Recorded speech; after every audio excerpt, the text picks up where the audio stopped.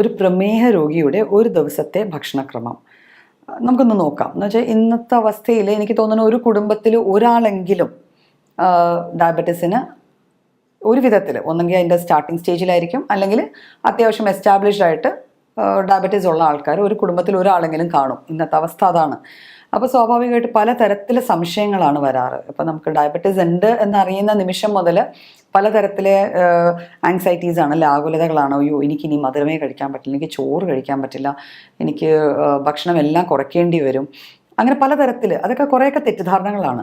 ശരിക്കും പറഞ്ഞാൽ ഡയബറ്റീസ് വന്നൊരു പേഷ്യൻ്റ് ഭക്ഷണം അമിതമായി കുറയ്ക്കുന്ന ഫലമായിട്ടാണ് പലപ്പോഴും എന്താ പറ്റുക, നമ്മുടെ ശരീരത്തിന് വേണ്ട എനർജി ശരീരം എടുക്കാതിരിക്കില്ല. ഇപ്പം നമ്മൾ ടോട്ടലി ഫുഡെല്ലാം കുറച്ചു, പക്ഷേ ശരീരത്തിന് എനർജി വേണം. ആ എനർജി ശരീരം എവിടെ നിന്ന് എടുക്കും? നമ്മുടെ ബോഡിയിൽ നിന്ന് എടുക്കും. അപ്പോൾ ബോഡിയിൽ നിന്ന് എടുക്കുന്നതിൻ്റെ ഫലമായിട്ടാണ് പലപ്പോഴും ഡയബറ്റീസ് വരുന്ന പേഷ്യൻസ് വല്ലാണ്ട് ശോഷിച്ച്, നമ്മൾ പറയാറില്ല, ഒരു ഡയബറ്റിക് ഫേഷ്യസ് അല്ലെങ്കിൽ ഡയബറ്റിക് ആളെ കാണുമ്പോൾ അറിയാൻ പറ്റും, ക്ഷീണിച്ചു, ആകെപ്പാടെ എല്ലും തോലുമായി. അപ്പോൾ ആ അവസ്ഥ വരാൻ കാര്യം നമ്മൾ കഴിക്കുന്ന ഫുഡ് പ്രോപ്പർ ആവാഞ്ഞിട്ടാണ്, അല്ലാതെ ഡയബറ്റിസ് കൂടിയത് കൊണ്ടോ കുറഞ്ഞത് കൊണ്ടോ അല്ല. അപ്പോൾ ഏത് തരത്തിലുള്ള ഫുഡാണ് നമുക്ക് കഴിക്കേണ്ടത് എന്നുള്ളതാണ് നമുക്ക് ജസ്റ്റ് ഒന്ന് നോക്കാം. ജസ്റ്റ് ഒരു ചെറിയൊരു മെനു പോലെ പോയാൽ നമുക്ക് മനസ്സിലാക്കിയെടുക്കാം എങ്ങനെയാണ്. ഒരു ഡയബറ്റിക് വന്ന പേഷ്യൻറ്റ് നമുക്കറിയാം, ഡയബറ്റീസിൻ്റെ മെയിൻ ഫീച്ചേഴ്സ് 3 ഫീച്ചേഴ്സ് ഉള്ളത്. ഒന്ന് അമിതമായ ദാഹം കാണും, ഒന്ന് അമിതമായ വിശപ്പ് കാണും, പിന്നെ അമിതമായി മൂത്രം പോകും. ഈ 3 ലക്ഷണങ്ങൾ ഒരാളിൽ കണ്ടു കഴിഞ്ഞാൽ അയാൾക്ക് ഡയബറ്റീസ് ഉണ്ടോ എന്ന് സംശയിക്കേണ്ടിയിരിക്കുന്നു. ബ്ലഡ് ചെക്ക് ചെയ്ത് കഴിഞ്ഞാൽ നമുക്കിപ്പം എല്ലാവർക്കും സർവ്വസാധാരണമായി വീടുകളിൽ തന്നെ ഗ്ലൂക്കോമീറ്റർ ഉണ്ട്, അല്ലെങ്കിൽ നമുക്ക് ലാബിൽ പോയി ടെസ്റ്റ് ചെയ്ത് കഴിഞ്ഞാൽ നമ്മുടെ ഗ്ലൂക്കോസ് ലെവൽസ് അറിയാൻ പറ്റും. ഫാസ്റ്റിങ്ങിൽ നോക്കാം, ഫുഡ് കഴിഞ്ഞ് നോക്കാം. ഫാസ്റ്റിങ്ങിൽ നോക്കിയിട്ട് കൂടുതലാണെങ്കിൽ ഫുഡ് കഴിഞ്ഞുള്ളത് പോസ്റ്റ് പാൻട്രൽ നോക്കാം, അല്ലെങ്കിൽ റാൻഡം നോക്കാം. ഇതെല്ലാം കഴിഞ്ഞിട്ട് നമുക്കറിയാം HbA1c എന്നും പറഞ്ഞൊരു ടെസ്റ്റ് ഉണ്ട്. അതായത് കഴിഞ്ഞ 3 മാസങ്ങൾ കൊണ്ട് നമ്മുടെ ബ്ലഡിൽ ഉണ്ടായിട്ടുള്ള ഷുഗറിൻ്റെ അളവ് നമുക്കൊരു ഏകദേശം ഒരു ആവറേജ് സ്റ്റഡീസിൽ അറിയാൻ പറ്റും. അപ്പോൾ ഇത് വെച്ച് നമുക്ക് ആർക്കായാലും ഒരു ലാബിൽ പോയി കഴിഞ്ഞാൽ നമുക്ക് അസസ് ചെയ്യാൻ പറ്റും നമുക്ക് ഡയബറ്റീസ് ഉണ്ടോ ഇല്ലയോ എന്ന്. പിന്നെ അതിൻ്റെ വാല്യൂ അനുസരിച്ച് വേണം നമ്മൾ ഒരു ഡോക്ടറെ സമീപിക്കുക. അപ്പോൾ നമ്മളൊരു ഡോക്ടറെ സമീപിച്ച് കഴിയുമ്പോൾ സ്വാഭാവികമായിട്ട് അവിടെയും ഒരു പേടിയുണ്ട്, അല്ലേ? ഷുഗർ തുടങ്ങിക്കഴിഞ്ഞാൽ, ഡയബറ്റീസ് തുടങ്ങിക്കഴിഞ്ഞാൽ ആജീവനാന്തം മരുന്ന് കഴിക്കണം. അതൊരു ചികിത്സയാണോ? അല്ല, ഒരിക്കലും അല്ല. ജീവിതകാലം മൊത്തം മരുന്ന് കഴിക്കുകയാണെങ്കിൽ പിന്നെ ആ രോഗം കൊണ്ട് നടക്കുന്നത് പോലെ തന്നെയല്ല അതിൻ്റെ അവസ്ഥ.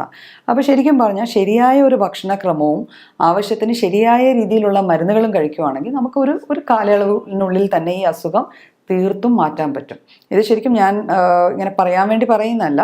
നമുക്ക് ഇൻ്റർനാഷണൽ ലെവലിൽ ഡയബറ്റിക് സൊസൈറ്റീസ് ഉണ്ട്. അവർ നടത്തിയ സ്റ്റഡീസിൻ്റെ, അവർ നടത്തിയ പഠനത്തിൻ്റെ ഫലമായിട്ടാണ് ഈ പറയുന്നത്. മരുന്നുകൾ ഇല്ലാതെ ഡയബറ്റീസ് ഉള്ള ആൾക്കാർക്ക് പിന്നീട് ജീവിക്കാൻ പറ്റും, ഡയബറ്റീസ് കൺട്രോൾ ചെയ്ത് തന്നെ ജീവിക്കാൻ പറ്റും. അപ്പോൾ അതിന് വേണ്ട സംഭവങ്ങളാണ് ഈ ജീവിതക്രമത്തിൽ വരുന്ന മാറ്റങ്ങൾ, അല്ലെങ്കിൽ ഭക്ഷണക്രമത്തിൽ വരുന്ന മാറ്റങ്ങൾ.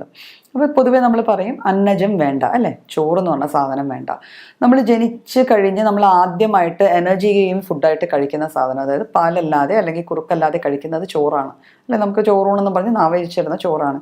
ഈ ചോറ് ഒരു സുപ്രഭാതത്തിൽ ഇനി കഴിക്കരുത് എന്ന് പറഞ്ഞാൽ ചിലപ്പോൾ നമ്മൾ കടിച്ചു പിടിച്ച് കഴിക്കാതെയൊക്കെ ഇരിക്കും. ഒരു ഡയബറ്റീസ് തുടങ്ങുമല്ലേ, ഇനി കഴിക്കേണ്ട എത്ര നാൾ? അപ്പം അത് പ്രാക്ടിക്കൽ അല്ല.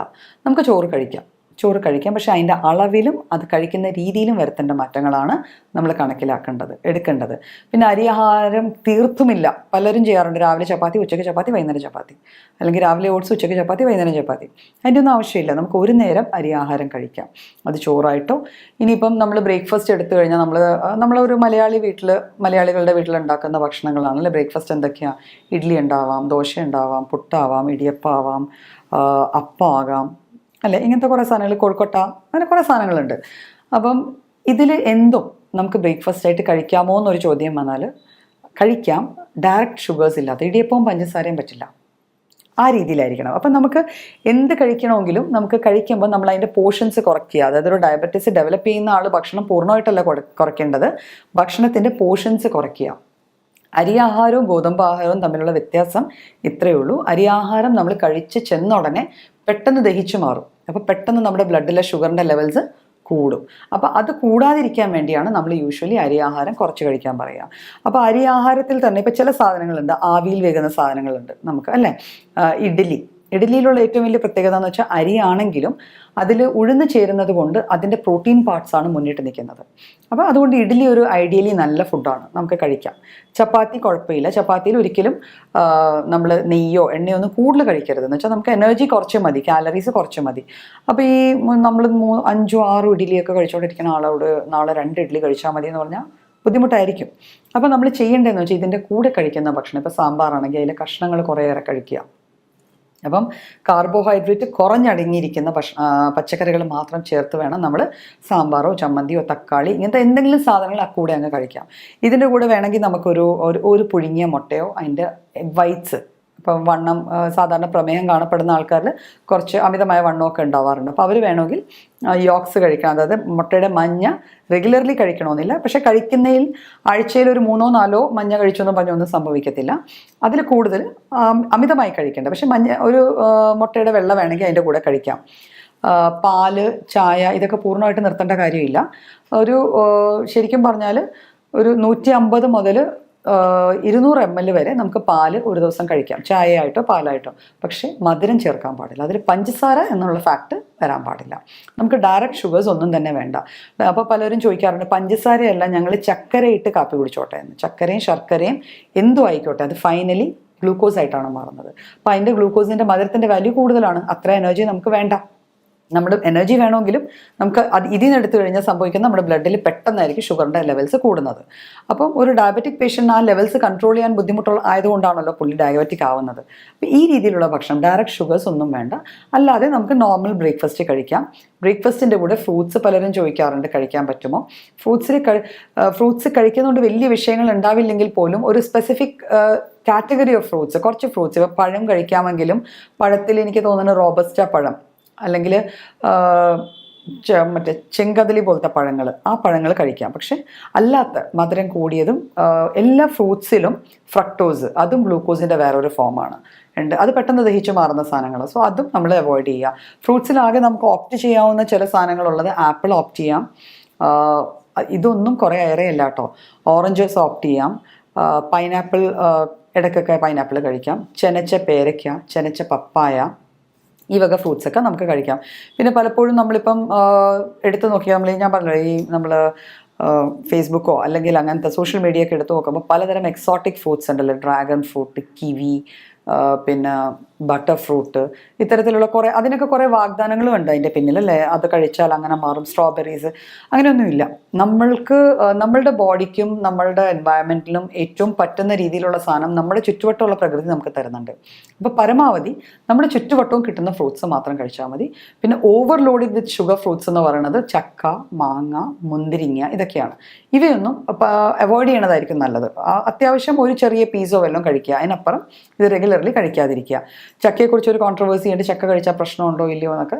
ചക്കക്കുരു ഇത് 100 വെക്കുന്നതിന് മുമ്പുള്ള സ്റ്റേജ് വരെ ചക്ക കഴിക്കാം. അല്ലാത്ത ചക്ക കഴിക്കുന്നത് ഷുഗർ കൂട്ടും. അങ്ങനെ ചക്ക കഴിക്കുവാണെങ്കിൽ വേറെ sources of carbohydrates cut off ചെയ്യുകയും ചെയ്യണം.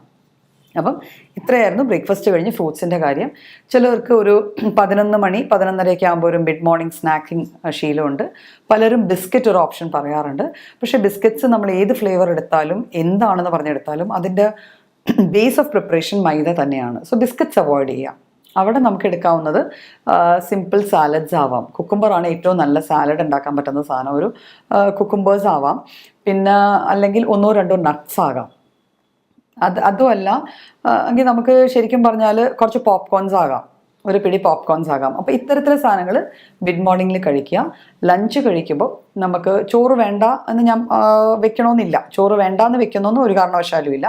പക്ഷെ നമ്മൾ എടുക്കുന്ന ചോറിൻ്റെ പോർഷൻ എത്രയാണോ അതിൻ്റെ ഒരു 2 ഇരട്ടിയെങ്കിലും നമ്മൾ പച്ചക്കറികൾ കഴിക്കണം. പലപ്പോഴും ഞാൻ കാണാറുണ്ട് പല ഡയബറ്റിക് പേഷ്യൻസും അവിയൽ കഴിക്കുന്നു. അവർ പറഞ്ഞാൽ അവിയൽ ആണ് കഴിക്കുന്നത്. പക്ഷെ അവിയലിൽ ചേരുന്ന പച്ചക്കറികളാണ് നമ്മളെപ്പോഴും എണ്ണപ്പെടുന്നത്. അപ്പോൾ ഒരിക്കലും മണ്ണിനടിയിലുണ്ടാവുന്ന ചേമ്പ്, കാച്ചിൽ, പിന്നെ കായ, ഇതൊക്കെ കായ മണ്ണിനടിയിലുണ്ടാവുന്നതല്ല, പക്ഷെ അത് പച്ചക്കായ എന്നൊക്കെ പറയുമ്പോൾ കാർബ് കുറേ അധികം കൂടിയ സാധനങ്ങളാണ്. അപ്പോൾ ഇവയെല്ലാം അവോയ്ഡ് ചെയ്തുകൊണ്ട് നമുക്ക് വെള്ളം അധികം നിറഞ്ഞു നിൽക്കുന്ന മത്തങ്ങ, പടവലങ്ങ, പീച്ചിങ്ങ, അത്തരത്തിലുള്ള പച്ചക്കറികൾ ചേർന്നുണ്ടാവുന്ന കറികളായിരിക്കും കുറച്ചുകൂടെ ബെറ്റർ ആവുക.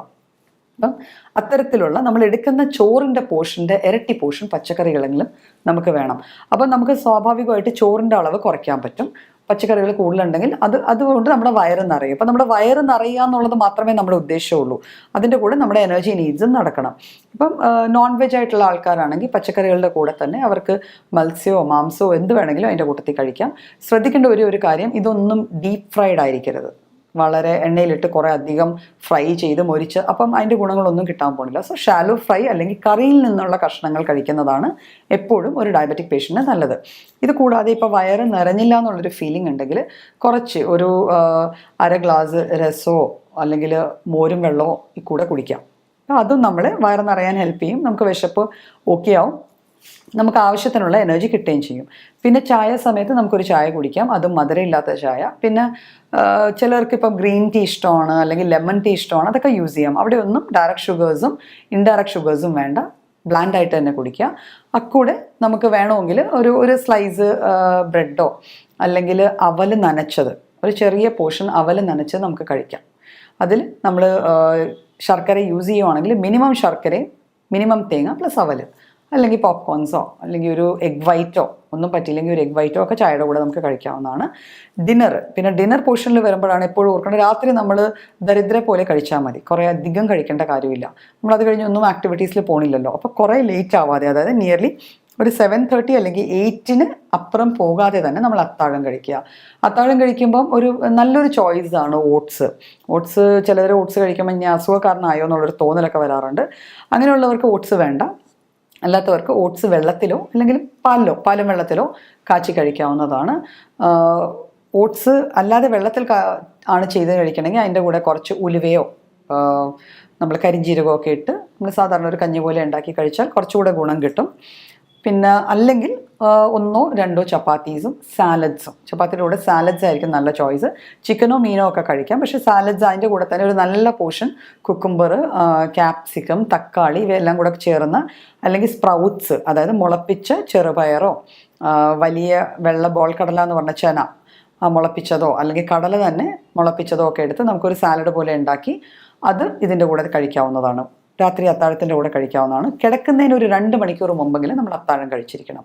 അപ്പോൾ ഇത്തരത്തിലുള്ള ഒരു ചെറിയൊരു, ഇതിപ്പോൾ ഞാൻ സിമ്പിളായിട്ടുള്ള ഒരു ഡയറ്റ് പ്ലാനാണ് പറഞ്ഞത്. ഇതിൽ നമുക്ക് ഇഷ്ടമുള്ള രീതിയിൽ ചെറിയ ചെറിയ വേരിയേഷൻസ് ഒക്കെ വരുത്താം. ഇപ്പോൾ രാത്രി ചപ്പാത്തിക്ക് പകരം 2 ഗോതമ്പ് ദോശയാകാം, അല്ലെങ്കിൽ ഒരു ചെറിയ ചില്ല് ഗോതമ്പ് പുട്ടാകാം. അപ്പോൾ ഇത്തരത്തിലുള്ള ചെറിയ ചെറിയ മാറ്റങ്ങൾ നമുക്ക് ചെയ്ത് വരുത്തി കഴിക്കാവുന്നതേ ഉള്ളൂ. ഒരു വെജിറ്റബിൾ ലോഡഡ് ആയിട്ടുള്ള ഓട്സ് കൊണ്ടുണ്ടാക്കുന്ന ഒരു ഊത്തപ്പം ആകാം, അല്ലെങ്കിൽ ഊത്തപ്പം ദോശ മാവ് കൊണ്ട് തന്നെ ഉണ്ടാക്കുന്ന നല്ലപോലെ വെജിറ്റബിൾസ് ഇട്ടൊരു ഊത്തപ്പാവാം. ഇതൊക്കെ നമുക്ക് വേരി ചെയ്യാം. പക്ഷേ അളവ് കൂടരുത്, എണ്ണയുടെ അളവ് കൂടരുത്, മധുരത്തിൻ്റെ അളവ് കൂടരുത്.